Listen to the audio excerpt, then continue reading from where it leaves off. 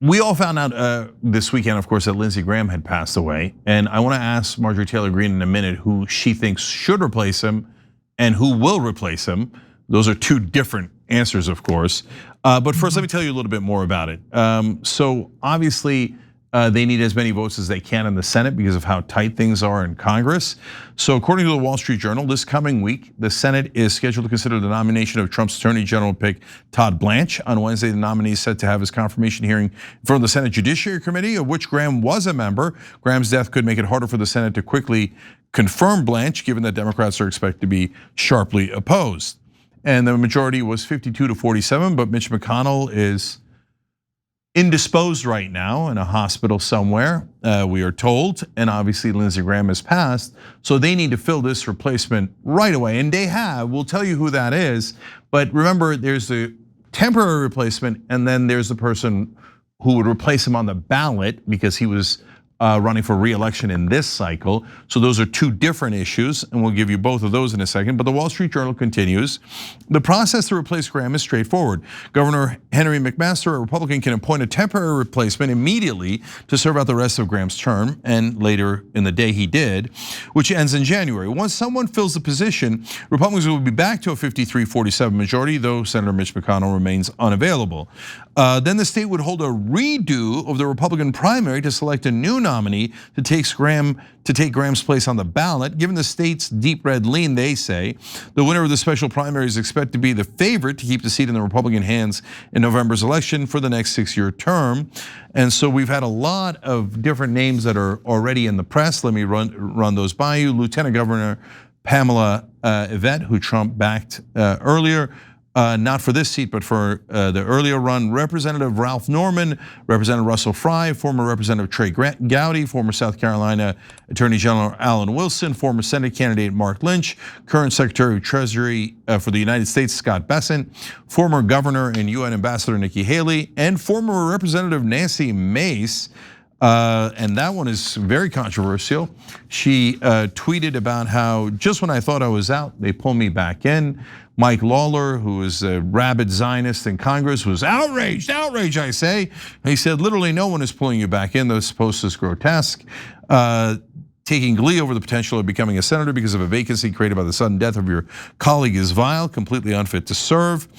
I happen to think that that's not why they're mad at Nancy Mace. I have different reasons that I wouldn't want Nancy Mace in office. But again, we'll talk her through in a second with Marjorie Taylor Greene, was a little bit different note. But I got to tell you who they did pick to do the interim Senate position.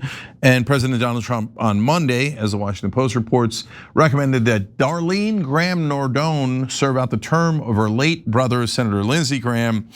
And she was part of his kitchen cabinet, and that might have been quite literal in their family kitchen. I don't know, they were very close as siblings. We are told to what degree she knows foreign policy or politics or anything is not clear. To what degree she will serve power is crystal clear. How many of you guys are guilty of doom scrolling late at night on social media, looking at the news and then wondering why you can't fall asleep? Nothing pairs worse with trying to wind down than a bright screen lighting up your face and headlines playing on a loop in your head. Here's what's actually happening. The stress, the screen time, it all raises your core body temperature. And a body that's too warm can't get into deep sleep. Trust me, getting your sleep environment under control can change everything. Enter ChiliPad 2.0, the water-based mattress topper that actively controls your bed temperature from 55 to 115 degrees all night long. No new mattress, no renovation. It actively cools using just water. Fans only move hot air around. ChiliPad actually pulls heat away from your body. Precise, consistent comfort. And the new nightstand remote senses when you get into bed and kicks on automatically. Dual zones mean you and your partner each set your own temperature. No subscription needed. You get a 2-year warranty, and they're designed and assembled right here in the USA. Visit www.sleep.me/TYT to get up to $255 off your ChiliPad 2.0 with code TYT. That's www.sleep.me ME/TYT. Free shipping, free returns, and a 30-night trial so you can test it out, dream big, and wake up better. The headlines will still be there in the morning. You might as well wake up ready for them.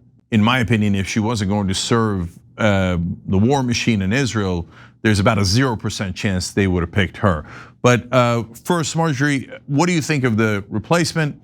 And then who do you think is likely to win in that melee, and who do you want to win? Well, I don't know Lindsey Graham's sister, but I can tell you right now that the only people they will consider picking will be people that will have completely obedient votes. So I'm sure they're expecting that out of Senator Graham's sister, and I'm sure she will obviously comply. However, who they pick for the special election and who Trump endorses is the one that people should be more concerned about.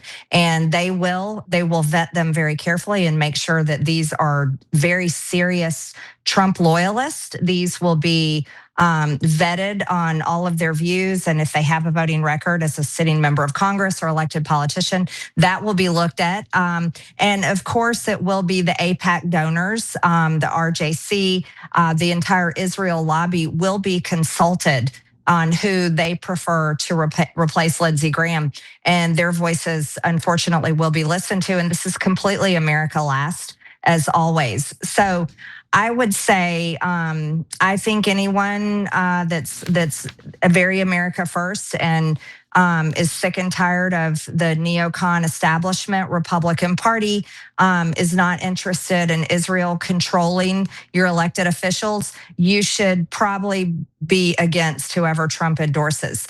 But we'll see who that is. But there will be an endorsement very quickly, given that that special election is August 11th.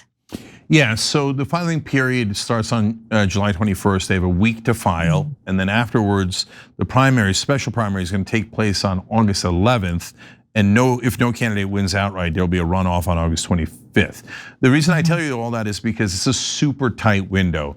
So what Representative Greene is saying about who Trump picks as the candidate to endorse will have an enormous effect on the South Carolina voters, and that person is far more likely to breeze through this process.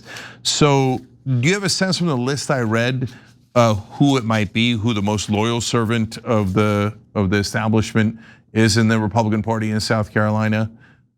Yeah, I wouldn't be surprised if he picked Russell Fry. That's someone that is definitely a Trump loyalist and will never rock the boat.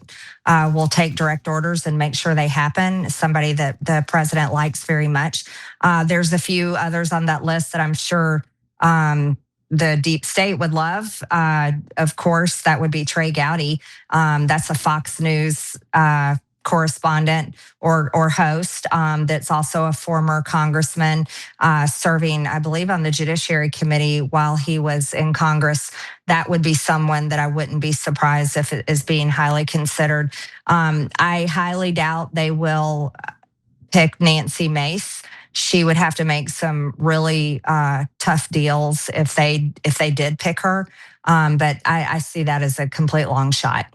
Yeah. So look, I have objections to Nancy Mace for a lot of her positions that you might agree with her on. I don't know, and she's a little bit wild in how she conducts herself. That weird pajama run to driving to DC on some boat, just strange in a lot of ways. But my objections are not the same as the establishment's objections. Their number one objection was that she voted to release the Epstein files, so she became persona non grata there, while everyone pretends that it's not connected to Israel and that Israel doesn't control Washington. The minute anybody voted for that, they instantly, as you know better than anyone else, became toxic in Washington. So there's no chance that they will support her. But is there any chance you think that she could win despite the lack of support from Trump or Washington? I think that would be a tough hill for her to climb. She came in 5th place in the governor's primary race in South Carolina. So I think that would be a long shot for her. So, I think that's pretty tough. Yeah. All right, well, we'll find out, but for now, it's his sister who will now probably very likely start voting for wars, voting for Israel, voting for any other thing that the donor class wants. So the chance of someone that is going to represent you in South Carolina in the next Senate seat doesn't seem overly high. Every time you ring the bell below, an angel gets his wings. Totally not true, but it does keep you updated on our live shows.